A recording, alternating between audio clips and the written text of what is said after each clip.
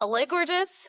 Welcome back to the Collective. In tonight's video, we are talking about a premium part of your main character toolkit, and that is prioritizing your rest. Like recognizing the need for yourself to relax when you need to be rejuvenated. Like, I can't stress enough how important this is. So typically I am live every single Wednesday. It has been like that for almost 3 years. But yesterday I recognized that I was mentally and physically exhausted, and it was more important for me to rest, to kick back, to recharge, so that when I came back to you guys, I was fresh, wide-eyed, and can really bring the type of energy that you deserved and the kind of energy that I want to put out.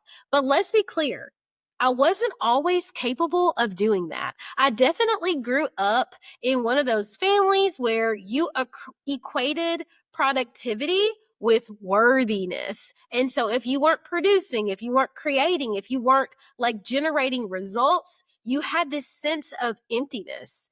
And I'm not saying that anyone ever said that verbatim.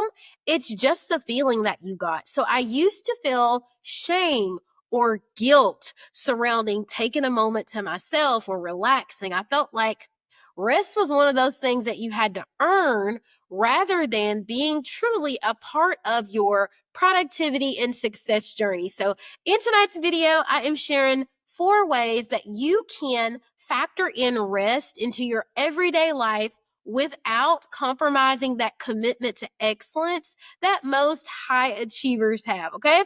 So if that sounds like your thing, grab a pen, tag a friend, because it's about to go down, okay? I got my notes right here. So let's dive into it for replay watchers. The first thing that I would say every main character needs is a wind down routine. You guys know I live by a morning routine.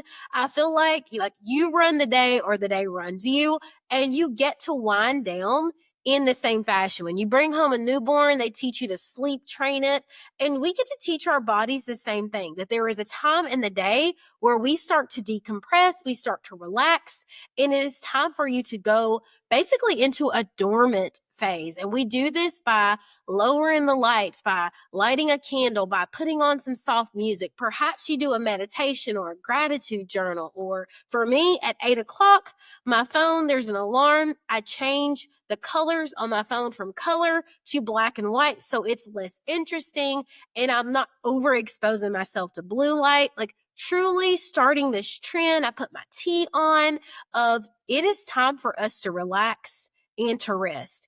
Anything that is not done by a certain time of night, it's not getting done today. We can do that tomorrow. And there's no guilt about that. I know sometimes as adults, we're like, I'm grown, I don't need a bedtime. But when you truly put a priority on getting a certain amount of hours of sleep or relaxing, resting, it makes you a better, more productive person. Like, in the moment, as a high achiever, as a perfectionist, you're like, I just got to grind it out. I got to do this. But most of the time, when you push yourself past the limit, you're not pleased with the result that you got.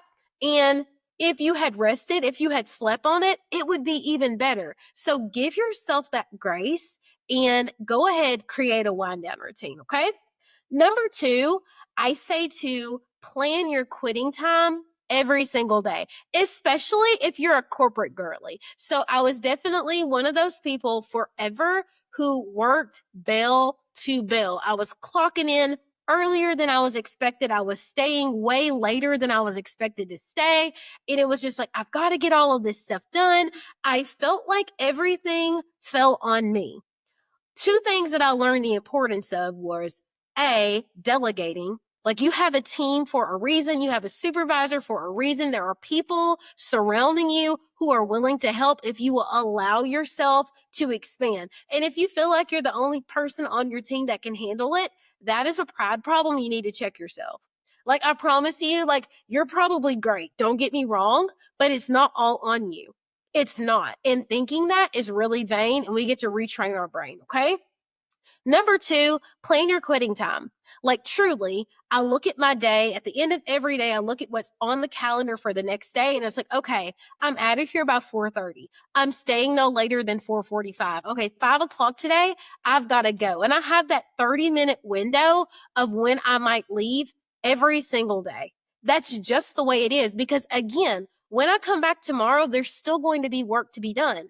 I'm still going to list my to-do list by order of priority. I'm still going to meet all of my deadlines, but I'm not staying from dusk till dawn, because a work-life balance is incredibly important. And at the end of the day, this job is going to be here. Your children are going to grow up. Your spouse needs you. Your family wants to be with you.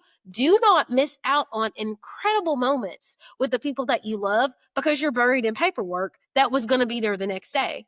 You have to learn how to balance that. You have to learn how to prioritize. And I can teach you to do that. I can help you strategize that. But the starter point is planning your quitting time. Okay? Cool. Along with planning your quitting time, I suggest that you time block your calendar. I work in psych. It is very high speed. There is a lot of compromising deadlines. Like everything is important, okay? But when I time block, I'm able to hit all of my priorities because I don't have it here because it's on my desk at work, but I have a cube timer. It's got like 15 minutes, 30 minutes, an hour, 45 minutes. I got it from Amazon, but I set a timer for how long I'm going to work on a task. And at the end of that timer, it's time to move on to the next task. Now, perhaps I didn't finish that task. It's fine. When I finish at the end of the day, though, I can see where I've made progress on every single thing that I need to do for the day. And if it wasn't one of those things that absolutely had to be checked off, then I'm able to move on and I can pick up on that tomorrow. So when you time block, you're saying from 12 to 2, I'm going to work on auditing. From 1:30 to 2:45, I'm going to work on whatever it is. And you give your all for that time block. And in between those, you're making sure that you're taking your lunch every day. You're taking your 2:15s. If you're just getting up and taking a brisk walk on the outside of the building and feeling the sunshine on your back, you might walk the heart of your building. So just so you're moving around and you're keeping your energy flowing. What you don't want to be doing is working bell to bell, stuffed in your office, never coming up for air.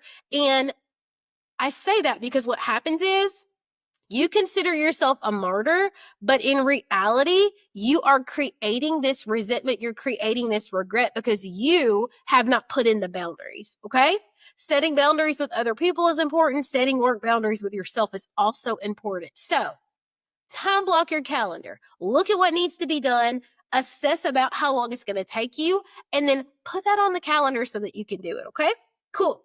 Now, the last thing is just as important as time blocking, just as important as planning your quitting time, and that is schedule time for relaxation and rejuvenation. The very first thing that I do at the end of every month is I look at my calendar, I write down all the big things I don't want to miss, and then I plan the time that I intend to relax. I plan the days that I intend to sleep in. I plan the days that I'm getting my massage, I'm doing my hair, I'm getting my nails done, I'm spending time with friends. I put it on the calendar.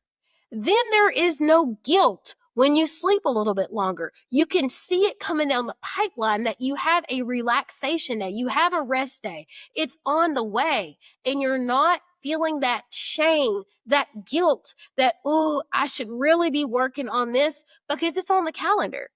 It's scheduled. And so it was really enlightening, but honestly, a game changer for me, the person who would be like, oh, I would love to go out with you, but I've got to finish this. And, oh, I've got all these deadlines. You can have all those things, but if you do not create a work-life balance, you do yourself a disservice. I also have read tons of studies that say, as leaders, our direct reports, the people that are under us, they follow suit with what we do. So if you never take off, if you're constantly on the grind, they're going to do the same thing. But remember, like, it all sounds good at first, but that leads to burnout. That leads to resentment. That leads to regret. That leads to people being sick. And so if you don't schedule time to take off, your body just takes off whenever it wants to. You have no choice but to schedule time off to recover. So just keep that in mind, okay? Rest is so so important. And I just hope that something that I said in this live helps to position you in a better place to make good decisions for yourself. Okay. So drop down in the comments which one of these 4 things you're going to start practicing right away.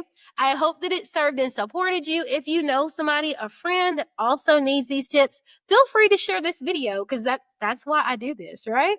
I love y'all. I want the best for you. Have an excellent Thursday on purpose. Have an excellent weekend, and we all will chat in the next one.